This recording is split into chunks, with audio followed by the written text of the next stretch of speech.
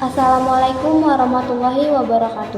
Wilujeng enjing pemirsa, sabaraha informasi parangtos aya deui di antara kegiatan anjeun sareng abdi Hanum Imaratul Zahwa anu bakal nyagiokeun beja pangendangan sareng paling endang. Ketegangan antara Pakistan sareng India parangtos ningkat saatos pasea hawa ngalibatkeun jet tempur Pakistan buatan Cina sareng jet tempur buatan Prancis.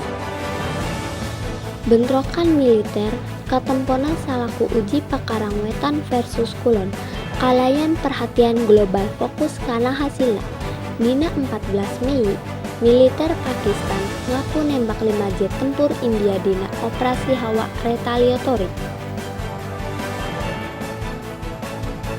Di antara jet anu nabrak nyaeta MiG-29 sareng Su-30 buatan Rusia. Ogi 3 Rafale buatan Prancis. Kajadian eta manghirupkeun titik balik pikeun militer India anu nyarios era sareng ngagungkeun jet tempur J-10 Cina selaku simbol kamampuanna.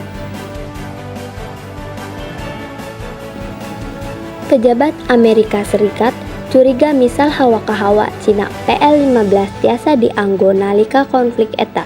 Sabalikna, India dilaporkeun ngagunakeun misil meteor buatan Eropa dina operasi pertahananna.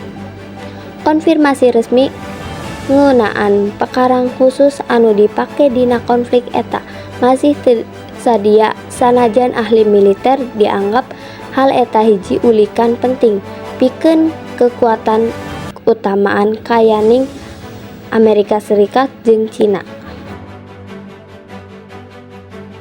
Konflik dimimitian saenggeus serangan militan di Kashmir dina April 22 nu maehan 26 wisatawan India serta India nuduh Pakistan dibalik serangan.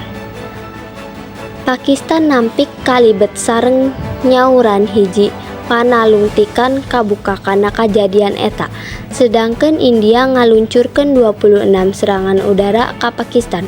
Nyebarkeun 80 jet tempur pikeun ngabales nelasan sahenteuna 31 warga sipil. Sakitu wae anu tiasa kuring ngaporkeun dina waktos ayeuna. Abdi Hanum Imaratul Zahwa. Wassalamualaikum warahmatullahi wabarakatuh.